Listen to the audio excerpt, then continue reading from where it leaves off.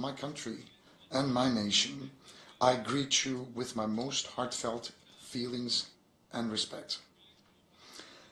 I'm honored to have the opportunity to address the United Nations General Assembly once again today. Well, I hope that the 79th General Assembly will be a blessing for our countries and for the entire humanity. I would like to congratulate Mr. Francis on the completion of his term as President of the General Assembly and wish success to Mr. Young as he takes over. I would like to express here our pleasure to see the representative of our friend and brother Palestine in his rightful place among the member states as a result of long struggles. I hope that this historic step will be the final turning point on the road leading to Palestine's membership to the United Nations. The international community and all of us in the human family must fulfill our obligation to the Palestinian people without further ado, that haven't done already. Distinguished guests, I know that there are certain crises that you're monitoring on TV, and those are the crises that we are going through every day. Yaşıyor ve yönetmeye çalışıyoruz. Dolayısıyla bugün sizlere gerilimlerin uzağında değil, tam kalbinde yer alan bir ülkenin lideri olarak sesleniyorum. Birileri rahatsız olsa da, birileri şahsımızı yine hedef alacak olsa da, bugün burada insanlığın ortak kürsüsünde insanlık adına bazı gerçekleri açık açık konuşmak arzusundayım. Bakınız, şu an çatısı altında bulunduğumuz Birleşmiş Milletler, milyonlarca insanın hayatını kaybettiği İkinci Dünya Savaşı sonrasında uluslararası barışı ve güvenliği korumak amacıyla kuruldu. Birleşmiş Milletler'in kuruluşuyla birlikte küresel istikrara, huzura ve adalete dair beklentiler yeniden yeşermiş, barış umutları yeniden filizlenmişti. Ancak üzülerek görüyoruz ki son yıllarda Birleşmiş Milletler kuruluş misyonunu ifa etmekte yetersiz kalıyor, giderek işlevsiz, hantal ve atıl bir yapıya dönüşüyor. Dünya beşten büyüktür şiarının temsil ettiği değerlere bugünlerde daha fazla ihtiyaç duyuyoruz. Uluslararası barış ve güvenliğin imtiyazlı 5 ülkenin keyfine bırakılmayacak kadar önemli olduğuna şahitlik ediyoruz. Bunun en dramatik örneği Gazze'de 353 gündür devam eden katliamdır. 7 Ekim'den beri aralıksız süren İsrail saldırılarında 41 bini aşkın Filistinli hayatını kaybetti. Çoğu çocuk ve kadın, 41 bin can, 41 bin insan hem de acımasız bir şekilde hayattan koparıldı. Yine çoğu çocuk, 10 binden fazla Gazze'linin nerede olduğunu kimse bilmiyor. Aynı şekilde 100 bine yakın insan yaralandı, sakat kaldı. Zor şartlar altında görevini yapmaya çalışan 172 gazeteci öldürüldü. Hayat kurtarmak için çalışan 500'e aşkın sağlık görevlisi öldürüldü. Açlıkla, susuzlukla boğuşan Gazze halkının imdadına koşan insani yardım görevlileri, 210'dan fazla Birleşmiş Milletler personeli öldürüldü. Savaşta dahi dokunulmaması gereken 820 camiyi, 3 kiliseyi vurdular. Onlarca hastaneyi, yüzlerce okulu, hasta taşıyan 130'dan fazla ambulansı vurdular. Birleşmiş Milletler kürsüsünden Birleşmiş Milletler şartını parçalayarak bir de utanmadan tüm dünyaya, vicdan sahibi tüm insanlara işte buradan, bu kürsüden meydan okudular. Dostlarım, İsrail'in temerküz kampına çevirdiği hapishanelerinde sızan görüntüler nasıl bir zulümle karşı karşıya olduğumuzu çok net biçimde gösteriyor. İsrail'in saldırıları sonucunda Gazze dünyanın en büyük çocuk ve kadın mezarlığı haline gelmiştir. 17 binden fazla çocuk İsrail'in kurşunlarının, bombalarının hedefi oldu. Hint Recep sadece 6 yaşındaydı. Yakınlarıyla güvenli bir yer ararken araçları İsrail güçleri tarafından vuruldu. Dayısı, yengesi, kuzenleri herkes ölmüş. Sadece o hayatta kalmıştı. Tam 12 gün boyunca çaresizce kurtarılmayı bekledi. Beni almaya gelecek misiniz? Korkuyorum diyerek bir yardım elinin 12 gün boyunca kendisine uzanmasını bekledi. Dünyamızın geldiği seviyeye, elimizin altındaki teknolojiye rağmen çatısı altında binlerce personel çalıştıran devasa bütçeli kuruluşlarımıza rağmen 8 milyarlık insanlık ailesi olarak henüz 6 yaşındaki bir kız çocuğunu, gözlerimizin önünde çırpınan yaralı bir serçeyi maalesef kurtaramadık. Bir lokma kuru ekmek, bir yudum su, bir tas çorba bulamadığı için bugüne kadar yüzlerce Gazze'li çocuk öldü, halen de ölüyor. Gazze'de sadece çocuklar değil, aynı zamanda Birleşmiş Milletler sistemi ölüyor. Hakikat ölüyor. Batı'nın savunduğunu iddia ettiği değerler ölüyor. İnsanlığın daha adil bir dünyada yaşama umutları tek tek ölüyor. Buradan açık açık soruyorum.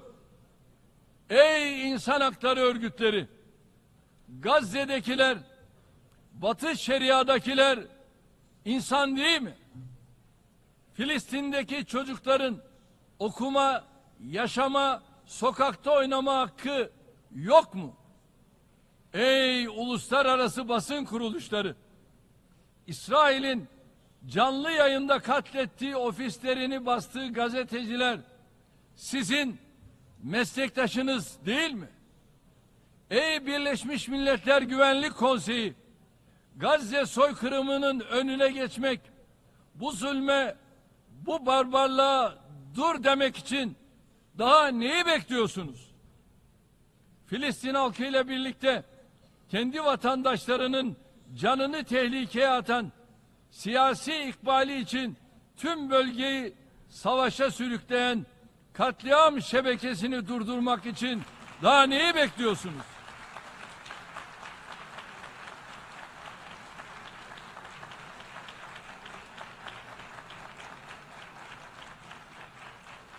Ey İsrail'e kayıtsız, şartsız destek verenler! Bu katliamı seyretmenin, bu vahşete ortak olmanın utancını daha ne kadar taşıyacaksınız? Kıymetli dostlarım, Gazze'de, Ramallah'ta, Lübnan'da çocuklar ölürken, bebekler küvezde can verirken, maalesef uluslararası toplumda çok kötü bir sınav vermiştir. Filistin'de yaşananlar, bakınız, çok büyük bir ahlaki çöküşün göstergesidir. Bütün dünya halklarının, ülke liderlerinin, uluslararası kuruluşların bu acı tablo üzerinde düşünmesi gerektiğine inanıyorum. Burada bir gerçeği de açık ve net söylemek istiyorum.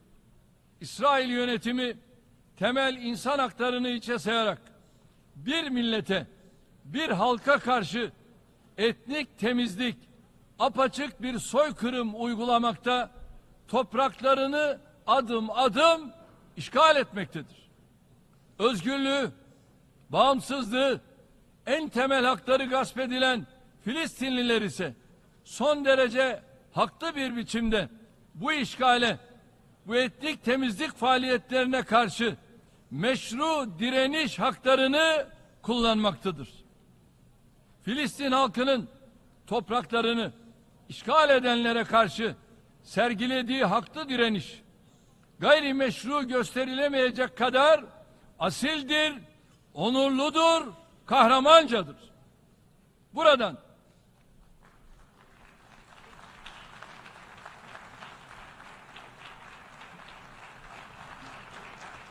Buradan bir kez daha canları pahasına vatanlarını savunan Filistinli kardeşlerimi yürekten selamlıyorum.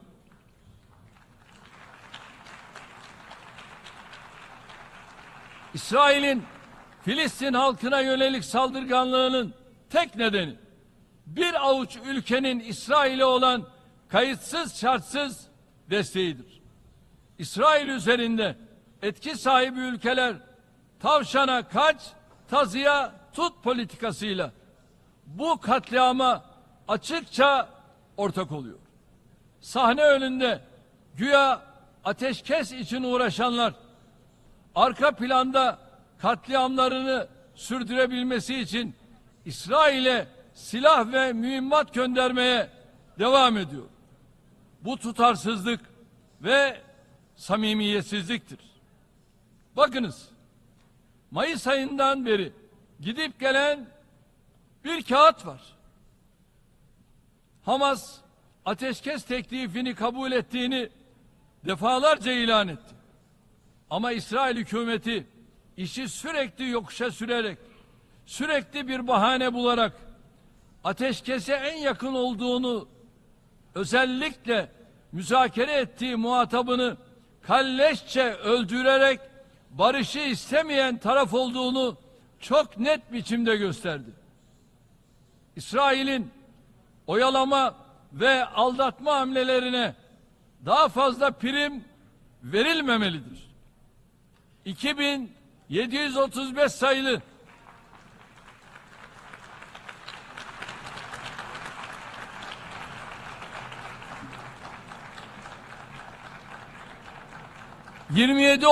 sayılı Birleşmiş Milletler Güvenlik Konseyi kararının uygulanmadığı bir ortamda İsrail'e yönelik zorlayıcı tedbirler gündeme alınmalıdır.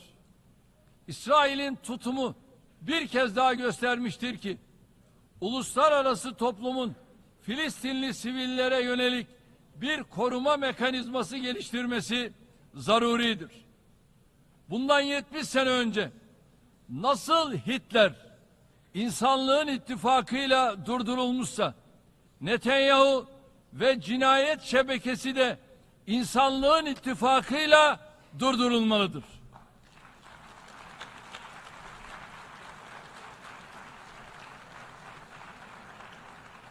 Genel Kurul'un 1950 tarihli Barış için Birlik kararında mevcut olduğu gibi kuvvet kullanma tavsiyesinde bulunma yetkisinin bu süreçte mutlaka değerlendirilmesi gerektiğine inanıyoruz. Acil ve kalıcı ateşkes sağlanmalı. Rehine mahkum takası gerçekleştirilmeli. İnsani yardımlar engelsiz ve kesintisiz olarak Gazze'ye ulaştırılmalıdır. Bilhassa şartların iyice kötüleşeceği kış mevsiminden önce çok zor koşullar altında hayatta kalmaya çalışan Gazze halkına yardım eli uzatmamız şarttır. Bakınız, şu an Gazze'deki su kaynaklarının %70'i, fırınların %75'i tahrip edildi. Sağlık merkezlerinin %95'i kısmen veya tamamen zarar gördü. 150 bin konut tamamen, 200 bin konut kısmen yıkıldı. 80 bin konut oturulamaz hale geldi. Çocuk felci, hepatit başta olmak üzere bulaşıcı hastalıklar giderek artıyor. Gazze halkı ihtiyacı olan yardım miktarının 1/4'ine ancak ulaşabiliyor. Türkiye olarak ilk günden itibaren Filistinli kardeşlerimize yönelik insani yardım faaliyetlerimizi sürdürdük, sürdürüyoruz. 60 bin tonu aşan yardım miktarıyla Türkiye, Gazze'ye en fazla yardım gönderen ülke konumundadır. Aynı şekilde İsrail'le olan ticari işlemleri durdurarak bu konudaki hassasiyetimizi ortaya koyduk.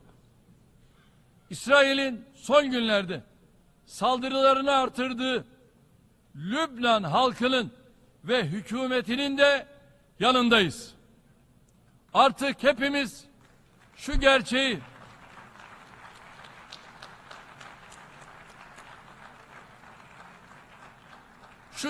görebiliyoruz.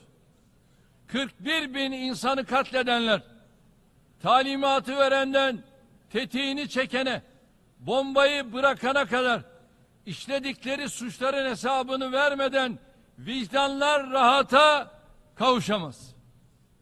Yıkılan, yok edilen, enkaza çevrilen şehirlerde oluşan milyarlarca dolarlık hasarın faturası faillerden mutlaka tazmin edilmelidir ve edilecektir.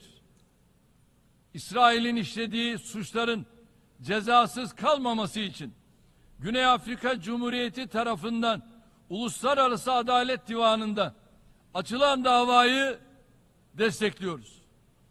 Müdahillik başvurusunda bulunduğumuz bu davada adaletin tecelli etmesi için gereken her türlü adımı atacağız. Nablus'ta barışçıl bir protesto eylemi sırasında İsrail askerleri tarafından başından vurulan Ayşenur Ezgi Eygi kızımızın da kanının yerde kalmaması için her türlü hukuki mücadeleyi veriyoruz, vereceğiz.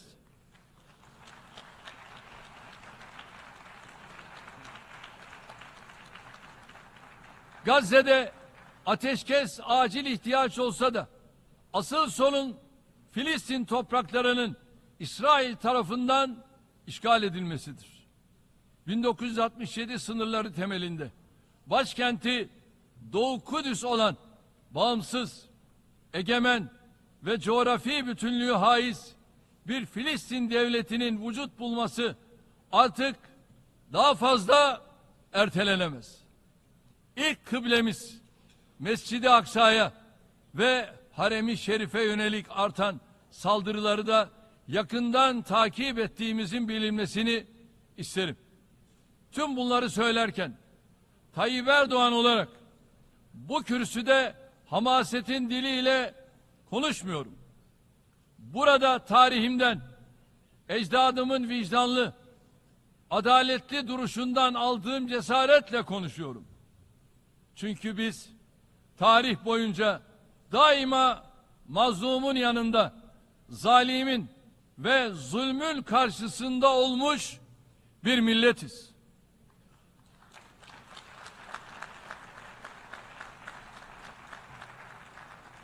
Bundan 500 yıl önce Engizisyon'dan kaçan Musevilere de, Hitler'in toplama kamplarından kaçan Yahudilere de kucak açtık. Bizim ülke ve millet olarak açık söylüyorum, İsrail halkına yönelik herhangi bir düşmanlığımız yoktur.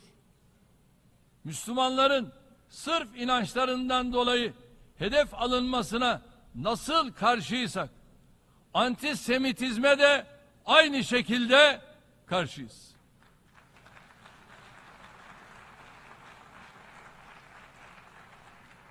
Sorunumuz İsrail hükümetinin katliam politikalarıyladır. Sorunumuz tıpkı 5 asır önce olduğu gibi yine zalimle ve zulümledir. Şunu herkes bilsin ki biz hakkı haykırmaktan çekinmeyiz. Birileri rahatsız olsa da doğruları söylemekten korkmayız. İnşallah sonuna kadar haklının yanında durmaya, doğru bildiklerimizi acı da olsa söylemeye devam edeceğiz.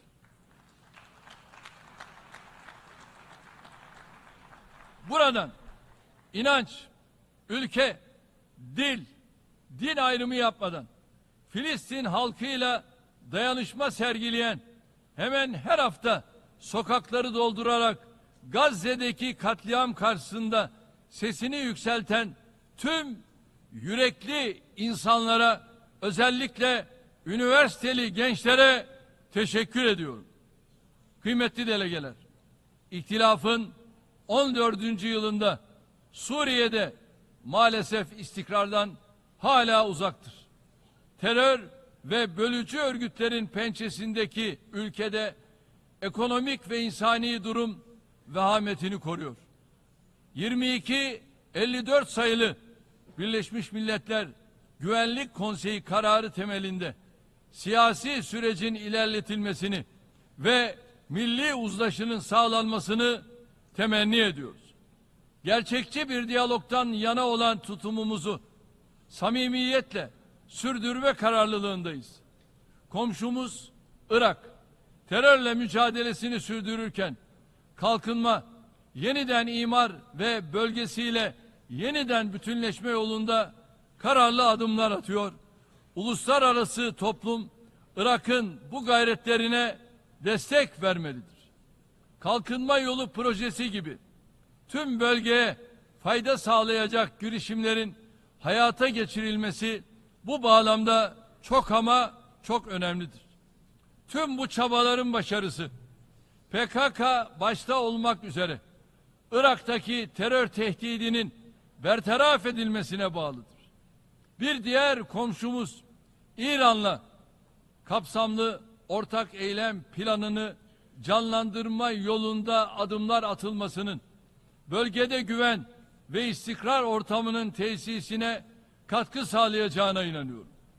Ukrayna'daki savaş 3. yılını bitirirken adil ve kalıcı bir barışın tesisinden hala uzaktayız.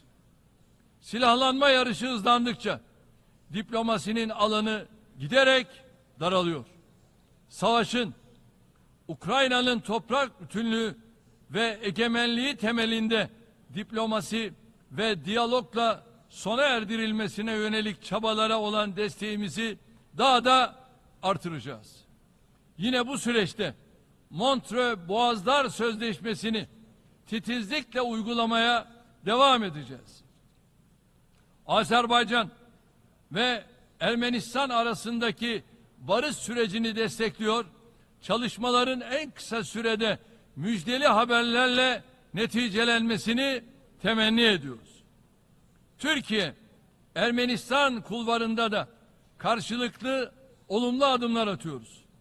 Azerbaycan, Ermenistan barış sürecinde kaydedilebilecek gelişmeler, Türkiye, Ermenistan normalleşme sürecine de olumlu yansıyacaktır.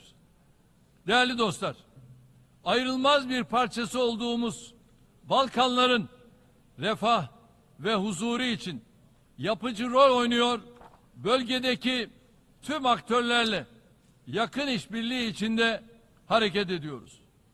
Bosna Hersek'in egemenliği, siyasi birliği ve toprak bütünlüğünün önemini Barışı Uygulama Konseyi Yönlendirme Kurulu üyesi olarak her platformda vurguluyor, UFOR Altea harekatına olan katkımıza özellikle devam ediyoruz. Geçen yıl üstlendiğimiz KFOR komutanlığını başarılı bir şekilde sürdürüyor, Belgrad-Priştine diyalog sürecini destekliyoruz. Ege Denizi ve Doğu Akdeniz'i ilgili tüm tarafların meşru menfaatlerine saygı duyulan bir istikrar ve refah bölgesi olarak görmek istiyoruz. Deniz yetki alanlarının uluslararası hukuka göre sınırlandırılması, seyri sefer serbestisi ve emniyetiyle deniz ticareti konuları başta olmak üzere işbirliğinin geliştirilmesi tüm bölgenin müşterek menfaatinedir. Türkiye, enerji ve çevre başta olmak üzere her konuda yapıcı işbirliğine hazırdır. Komşularımızdan aynı yaklaşımı bekliyoruz. Doğu Akdeniz'de en uzun kıyı şeridine sahip ülke olan Türkiye'nin anahtar rolü yadsınamaz. Kıbrıs Adası'nın kuzeyi ve batısında ilan edilmiş kıta sahanlığında Türkiye'nin, adanın tümünün etrafında ise Kıbrıs Türklerinin hakları vardır. Kıbrıs Barış Harekatı'nın üzerinden 50 yıl Rumların ortaklık devletini gasp etmesi sonucunda Kıbrıs meselesinin ortaya çıkmasının üzerinden ise 61 yıl geçti. O günden bugüne kadar adada barış ve sükunet hakim oldu. Kıbrıs meselesine adil, kalıcı ve sürdürülebilir bir çözüm getirilmesi için samimi irade ortaya koyan taraf daima Kıbrıs Türkleri ve Türkiye'ydi. Federasyon modeli artık geçerliliğini tamamen yitirmiştir. Adada iki ayrı devlet ve iki ayrı halk vardır. Kıbrıs Türklerinin müktesep hakları olan egemen eşitlik ve eşit uluslararası statüleri yeniden tescil edilmeli, tecrit artık son bulmalıdır.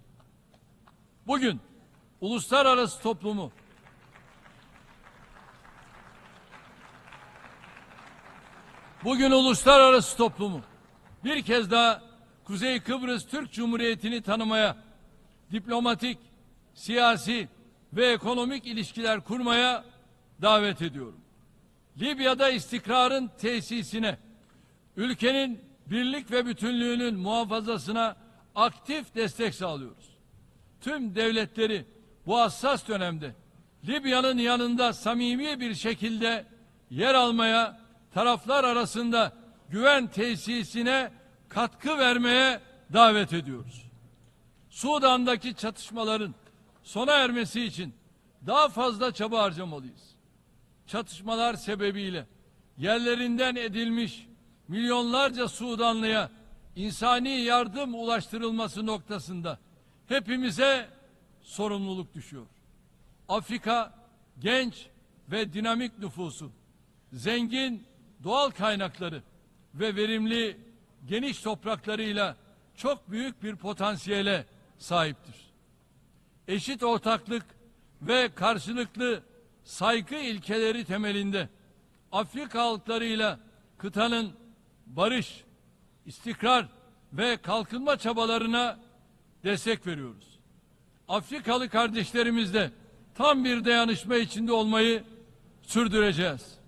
ASEAN başta olmak üzere Hint Okyanusu'na kıyıdaş ülkeler birliği ve Pasifik Adaları Forumu gibi bölgesel kuruluşlarla angajmanımızı derinleştiriyoruz.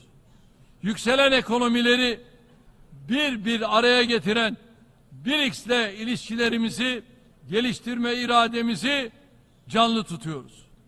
Orta Asya ülkeleriyle köklü bir tarihi paylaşıyor, işbirliğimizi ikili ve çok taraflı zeminde daha da güçlendiriyoruz.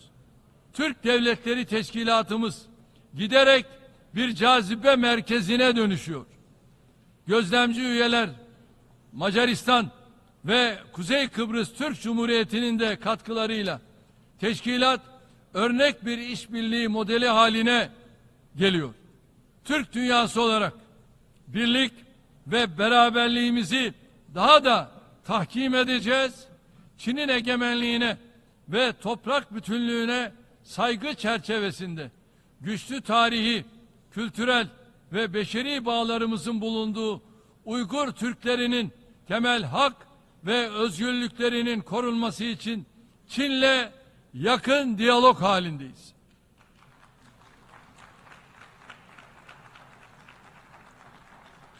Latin Amerika ve Karayipler'deki tüm ülkelerle kurmuş olduğumuz dostane bağları daha ileri bir aşamaya taşımaya gayret ediyoruz. Kıymetli delegeler, küresel adaletsizliğin giderilmesi için birlikte çalışmak mecburiyetindeyiz. Birleşmiş Milletler sürdürülebilir kalkınma hedeflerinin kimsenin geride bırakılmaması anlayışı bu gayretler bakımından yol göstericidir. Milli gelirine oranla en fazla yardım yapan ülkelerden biri olan Türkiye'nin faaliyetleri sürdürülebilir kalkınma hedeflerine ulaşılmasına katkı sağlıyor.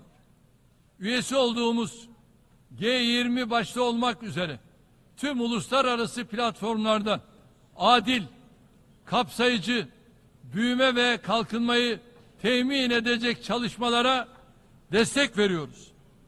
Yapay zeka dahil çığır açan ileri teknolojilerin dönüştürücü gücünden tüm milletlerin eşit şekilde yararlanması gerektiği kanaatindeyiz. Ev sahipliği yaptığımız en az gelişmiş ülkeler için Birleşmiş Milletler Teknoloji Bankası bu yöndeki çabalarımızın somut bir tezahürüdür. Ancak geçtiğimiz hafta Lübnan'a yönelik gerçekleştirilen siber terör saldırıları aynı zamanda bu teknolojilerin nasıl ölümcül bir silaha dönüşebildiğini de göstermiştir. İklim değişikliğini de benzer yaklaşımla ele almaktayız. Bakınız, hiçbir ülke emisyon azaltımı ve iklim değişikliğine uyum sürecini tek başına göğüsleyemez. Gelişmekte olan ülkeler için en önemli hususlar finansman, teknoloji transferi ve kapasite geliştirmedir. Bakü'de düzenlenecek COP29 iklim zirvesinin bu meselelerin çözümüne katkı yapacağına inanıyorum. Daha sürdürülebilir ve temiz bir dünya vizyonuyla eşim Emine Erdoğan hanımefendinin himayesinde başlattığımız sıfır atık hareketini Birleşmiş Milletler Genel Kurulu'nda 105 ülkenin ortak sunuculuğunda oy birliğiyle kabul edilen kararla küresel boyuta taşıdık.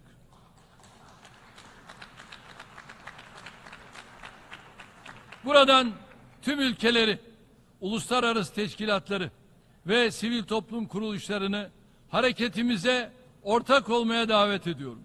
İslam ve yabancı düşmanlığı ile ırkçılığın zehirli bir sarmaşık gibi dünyayı sarmakta olduğunu görüyoruz. Camilere ve mukaddes kitabımız Kur'an-ı Kerim'e yönelik saldırılara şahit olmadığımız neredeyse tek bir gün yok. Avrupa'nın ortasında etnik ve dini kimlikleri nedeniyle insanların evleri ateşe veriliyor. Hayatlarına kastediliyor.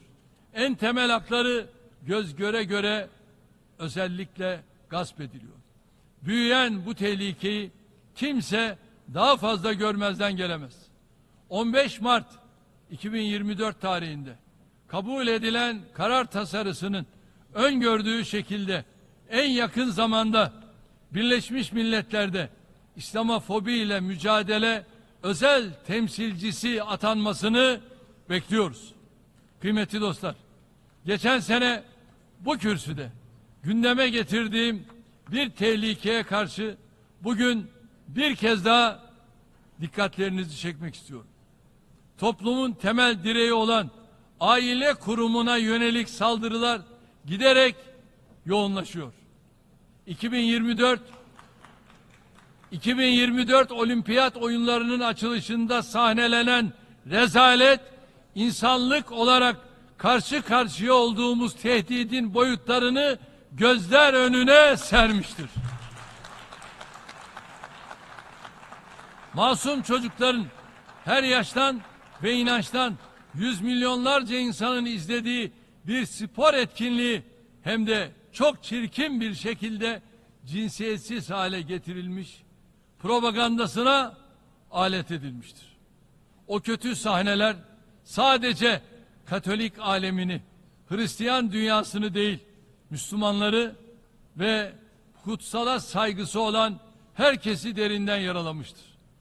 cinsiyetsizleştirme meselesi bir tercihten ziyade artık küresel bir dayatmaya, tam anlamıyla kutsala ve fırsata karşı bir savaşa dönüşüyor.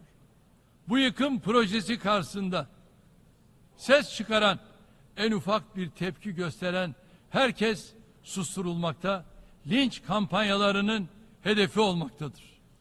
Ne pahasına olursa olsun Türkiye bu kuşatmayı yarmakta ve yıpratmakta.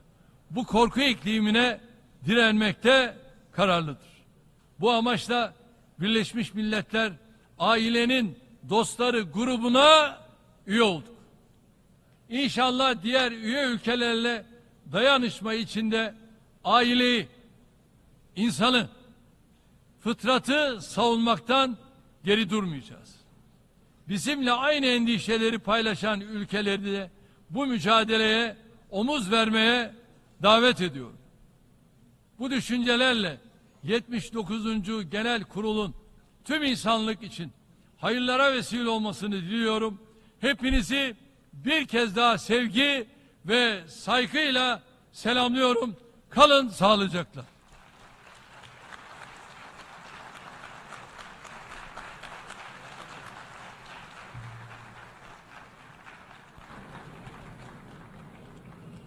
On behalf of the Assembly, I wish to thank the President of the Republic of Turkey,